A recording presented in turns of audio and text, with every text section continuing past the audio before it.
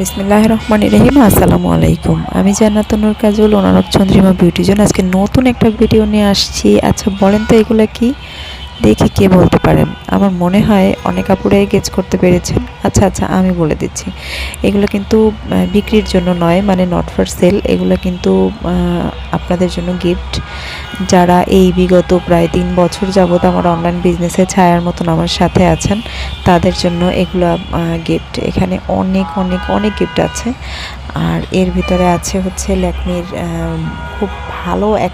খুব ভালো full coverage একটা ফেস পাউডার এবং কাজল আছে, লিপস্টিক আছে, লিপসের জন্য বিভিন্ন আইটেম আছে। এগুলো গিফট করবো, আগেই বলে দিয়েছিলাম।